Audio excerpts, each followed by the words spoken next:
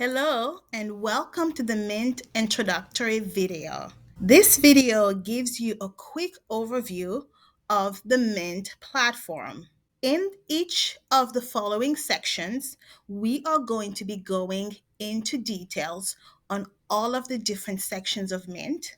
Please stay tuned for more detailed breakdown of each of these sections. Welcome to the transaction section.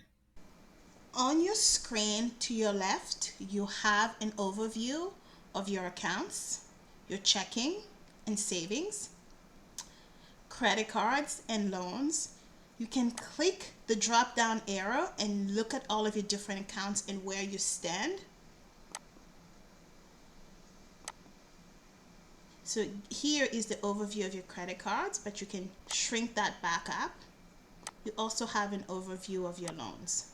And at the very top right hand corner, you can search for a particular transaction. Let's say you wanted to specifically look at loans. You could look up loans. If you wanted to look at Walmart or Walgreens, you could look that up here. As you can see, when I clicked on loans, it filtered all of the payments that are categorized as loans. When I click on checking and savings, it categorized all of the transactions that came from my checking and my savings. Go ahead and click back on all accounts so that you can get a full overview of all of your transactions from debit and credit. And at the very top here, it gives you an overview of how much cash you currently have. Total cash, I have $3,123.93. Total debt, I have $450.16. That's from my credit cards, as you can see here on the left-hand column. Loans, I have $32,914.71. That's for the car. The overview you have on your left-hand side, you also have at the very top. Ignore this Mint, unless you pay the 99 cents per month, you are going to get a lot of ads. They're not a big deal. For over 10 years, I dealt with the ads. Now I do pay for the monthly payment to get rid of the ads. So right underneath your account overview, you have at the top of your transaction. Before we dig deeper into transactions, let's look at the buttons we have up here that allows you to control the view of your transactions.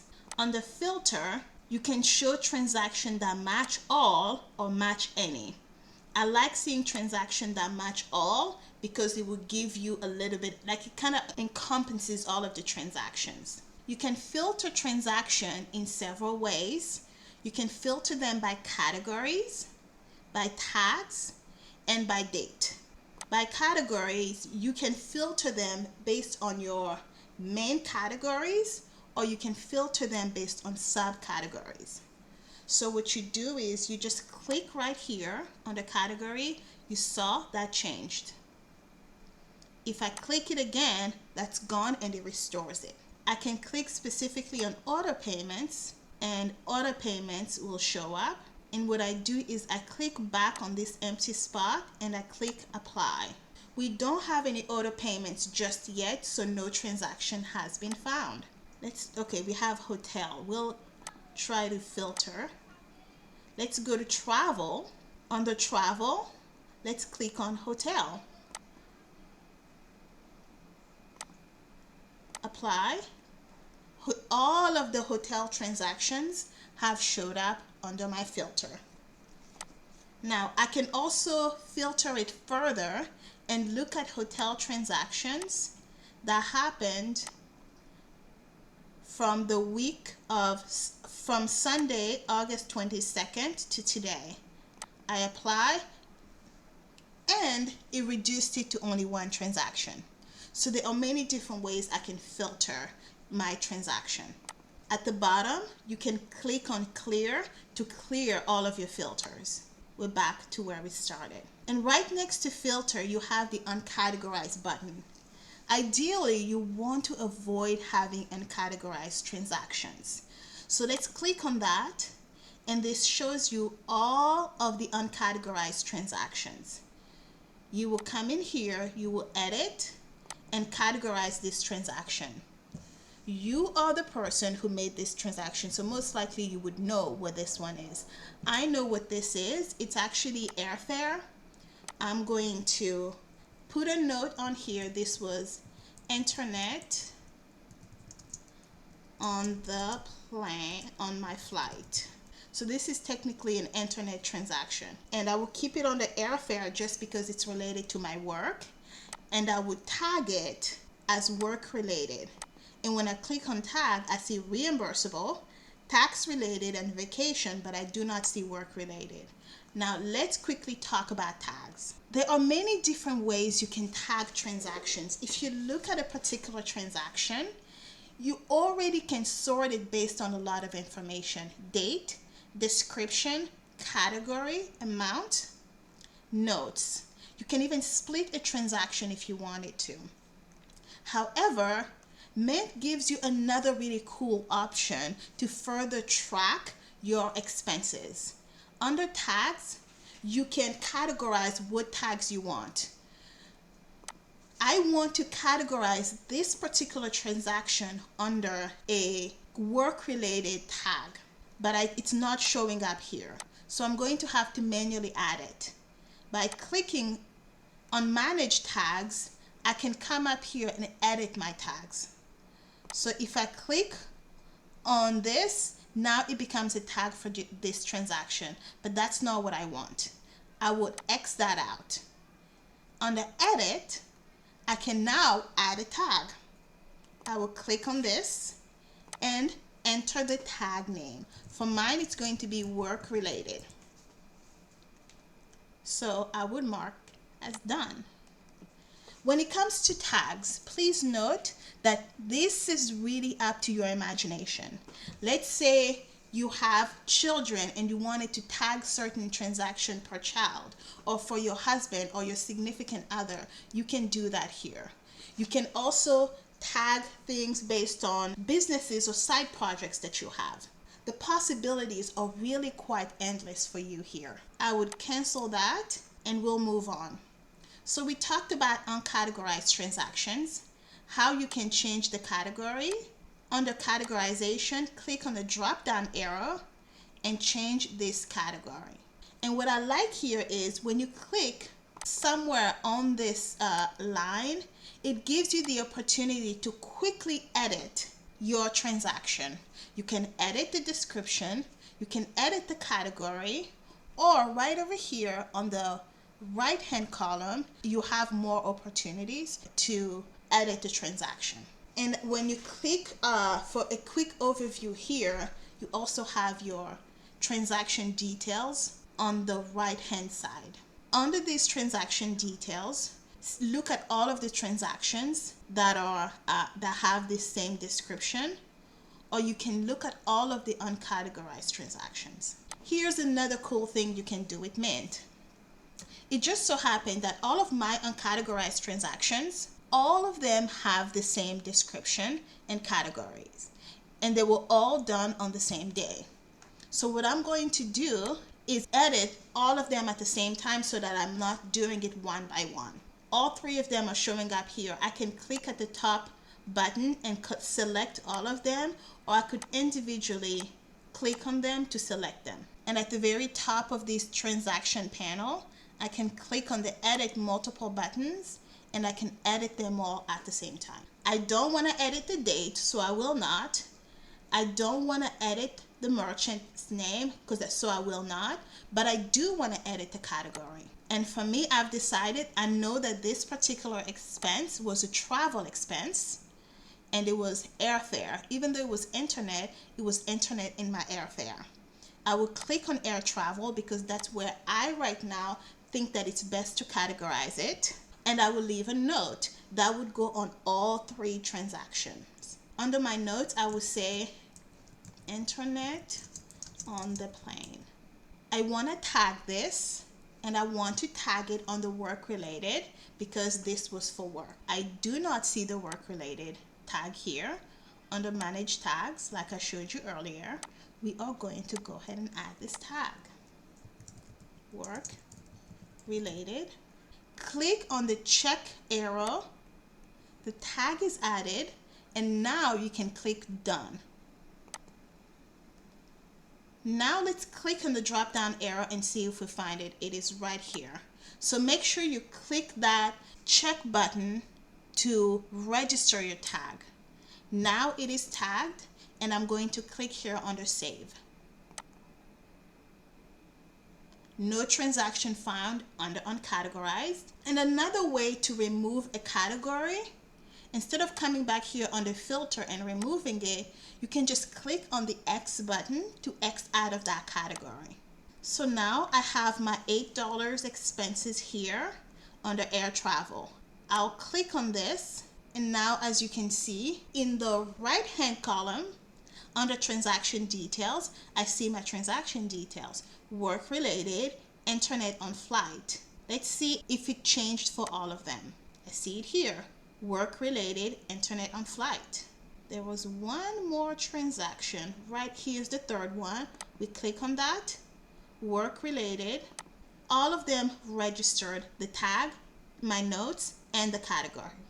So that's a quick overview of how you edit a transaction, you manage transaction tags, and you filter transactions. Now let's talk about adding a transaction. Currently, all of the transactions you see in here are transactions from accounts that I specifically linked to my mint.com account. However, every once in a while, you have transactions that are cash related. For people who do budget stuffing with cash, you can still use mint.com because you can manually add those transactions. And this also applies for people who do not want to link their accounts. I link my account just because it's easier for me. So if you wanted to manually add a transaction, you would come here and click on add transaction. And it would enable you to add your transactions in such a way that it would appear on your Mint software exactly as it would any other transaction. So you will add your date. Let's assume that it's today. I'm going to say test description. Category, let's say auto and transport. Amount, $199. This is a cash transaction. However, you can, if you have check, you can put it on the check. If you have pending, you can put it on the pending.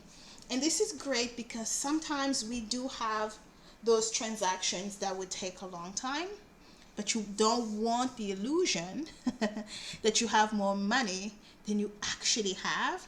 So you would use pending as almost a substitute until that transaction comes through. That becomes very finicky because you have to be diligent to go back and remove that transaction. So let's assume that this is a cash transaction. So you can also determine whether or not this is an expense or an income. If it's income, you will click right here on income, and it changes some of what you can add a little bit. If it's an expense, you click over here on the expense, and it will give you the option automatically deducted this from my last ATM withdrawal, right? So you can click that, or if it's just cash that you had, do not click on it. If you wanted to add a tag, you will click here on the tag and add whatever tag this is related to. If you wanted to add notes, you can also add note. Click save, and this will show up under your descriptions, just like any other transactions. Isn't that great? Now, here at the very right column, there is a little widget that's for your settings. Let's click on that and see what you can do. Here you can export all of your transactions. You can manage transaction rules. And transaction rules, this is an interesting window that I'm not very familiar with. If you know what exactly to do with this, let me know. I don't use this particular feature that often, but would love to know how to use it. Manage categories, we'll come back to that because that's an important part of your transactions. And then hide duplicates. So Mint has a habit of sometimes duplicating your transactions, it can be a little bit confusing when you see that you have duplicates of the same transactions. You can click on here and it would hide those duplicates. Now let's look at categories. We'll click here on manage categories so we can talk a little bit about Mint categories specifically. Does a great job of helping people who are new to budgeting. The biggest question I get when it comes to budgeting is, how do I select my categories? And honestly, that was also one of my biggest struggle. How do I select the categories, and how do I select what categories will be good for me? Part of that is trial and error. However, what Mint does, they take that decision away from your hand and they give you key categories to bucket your transactions under.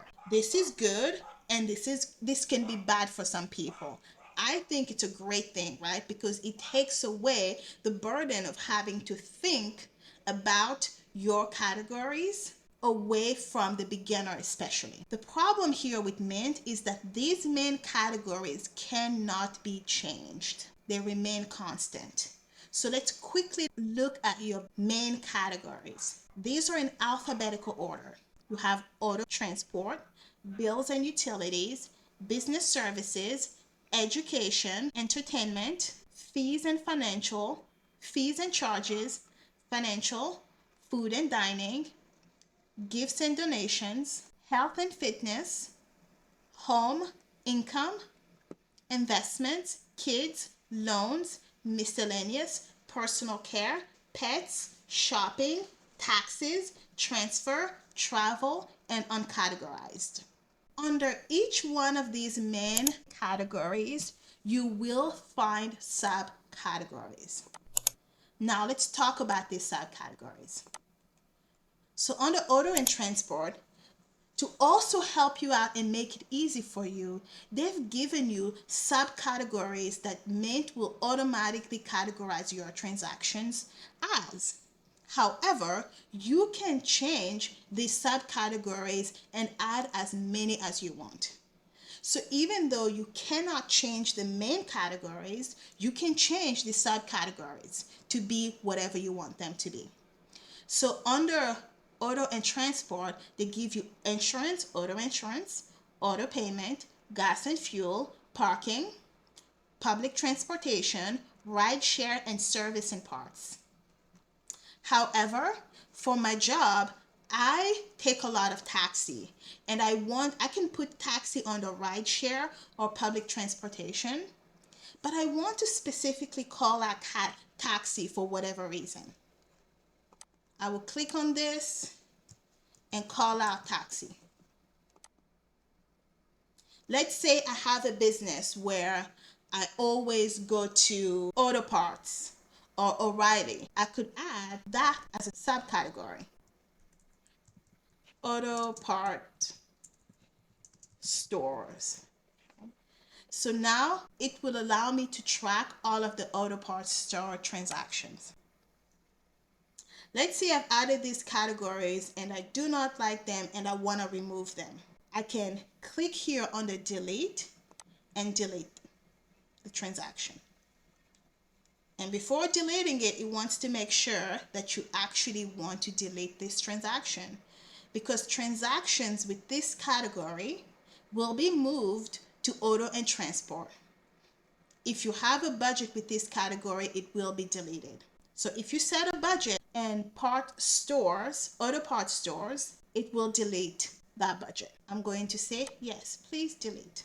And note here that any transaction Mint has automatically added cannot be deleted. But any category you've added yourself will appear right here with the opportunity to delete or edit. So you can edit the transaction, change the name, save, and you're done. And you can do this for every single category. Fees and finance charges. You have ATM, bank, finance charges, late fees. There's a lot here for you. Under the main categories, it has financial advisor, life insurance. Now, this is where you can be creative on your own. So financial is an interesting category. You can also hide from budget. If there were categories you wanted to hide from budget, you could do that. I don't really use this category that much, but it's an option for you. Investments. This is a big one, right? Dividend and gap gains, sell, withdrawal. I find it interesting that there isn't a category for saving, but you could add that on the miscellaneous. Loans, loan fee and charges, loan insurance, loan interest, loan payment, loan principal. All of that's here. There's a category for pets, pet supplies, pet grooming, veterinary.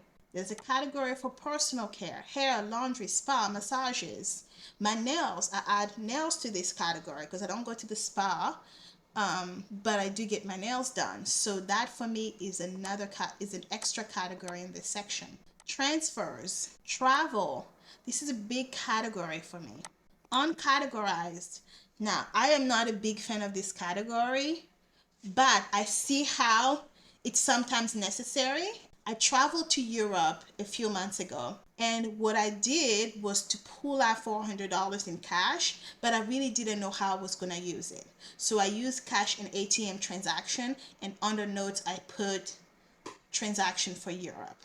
If I was diligent and I had that type of patience, I could have came and manually added my cash transactions, but I don't have that type of patience. So I really do not use the uncategorized category a whole lot. Now, let's go back to transactions and continue our discussion. So we've reviewed most of the platform. We understand where our accounts are situated. We understand how to filter, how to manage uncategorized transaction, how to edit multiple transactions, how to manually add a transaction. What this little gear button does. Now let's take a look at our transactions themselves. You should already be familiar with most of what I'm going to talk about. But let's just look at how your transactions are structured. The first thing you see is the date. The second thing you see is the description. Then you see the category, and then you see the amount. You can sort based on each 4 of these selections. So now it's showing me transactions from June, right? So the June transactions are now top. Most of the time, people want to see the most recent transaction, so we'll go back and resort it. When the arrow is down, you will see your most recent transaction. When this drop down arrow is up, you will see your oldest transaction. Keep in mind that I just created this particular account for the purpose of this tutorial. So in my regular account, I would have had more than 250 transactions here. I think I have almost 8,000 transactions. So let's click back. Let's go ahead and restore that because I do like seeing my most recent transaction. Under description, we can sort it by description. So now our descriptions are in alphabetical order. Now you see here under dates, it's no longer sorted by date. It's now sorted in alphabetical order based on description. Now that the description arrow is down, it has, instead of A to Z, it's from Z to A. Let's restore that with the arrow back up. Now it's based on A to Z, or numbers A through Z. And also note, whichever selection you are sorting your transaction by, that would have the drop down arrow. When you see the 2 arrows up and down, that means that it's not being sorted that way. However, if we click on category, now the arrow is looking up, meaning that it's going from A to Z. If we click on it again, it drops down. Now it's from Z to A. Same thing with amounts. When we click on it, the arrow goes up. It's sorting it from the highest amount transaction to the lowest. If we click on that again, now you can see that it's sorting it. It's supposed to sort it from the lowest transaction to the highest transaction. Because the credit card payment was negative $2,291. That's a lower number, right? So anytime you have a negative number, the bigger the negative number, the smaller it is by comparison. So it's going from negative 2,291.20 to, as you can see down here, we are in the negative 168. So it's sorting our transactions to the negative lowest number. And if we click on that arrow again, you have the positive numbers. So it's just a matter of mathematics, I guess. So as you can see, this is another way you can sort these transactions. These are all debits. And of course, based on algorithm, 8,000 is bigger than negative 2,000. Now let's go back to our original filter where it's by date. So now you know how to sort based on whatever selection you want. You can sort by date, you can sort by description, you can sort by category, and you can sort by the amount. If you wanted to download these transactions, you can come down here and export your transactions, or you can click on this setting button and export transactions that way. And as you see, my transactions are exported and it exports them into Excel. I love it because it's a way for me to just delete things and just like study my transactions in different ways, right? It just offers me a lot of possibilities. When I do my expense reports, I export my transaction and sort them based on tags, based on notes. The possibilities are endless. I love it. We already talked about how to edit transactions, so I won't go into those details, but this right here is how you will edit your transaction. Let's scroll down now to the bottom of the page. So as you can see here in the bottom, you can show your transactions. You can show 25 transactions at a time, 50 or 100. If you have 25 transactions, this is what it will look like. If you had 100 transactions, this is what it would look like. So you're just showing more transaction on the page. When it comes to exporting your transactions, right now, we're seeing all of the transactions since June. Let's say I was only interested in looking at transactions for the month of August. I can filter my transaction for the month of August from August 1st to August 30th. And then I will click apply. Now I only have 99 transactions. So I will click on export and it would export only the transactions from August. Let's say I only wanted to see transactions that are tagged in a particular way. I will clear this filter and I will come here and I will click on work related transactions, for example. I would click apply to apply the filter. Now I only have the transactions that are tagged a particular way. So you see how powerful this tool is in terms of helping create flexibility and really helping you create a system that is easy for you to sort. I'm gonna X out of this tag and that restores my transactions. Now that concludes our section on mint.com transactions. Thank you for your time. I will see you in the next section.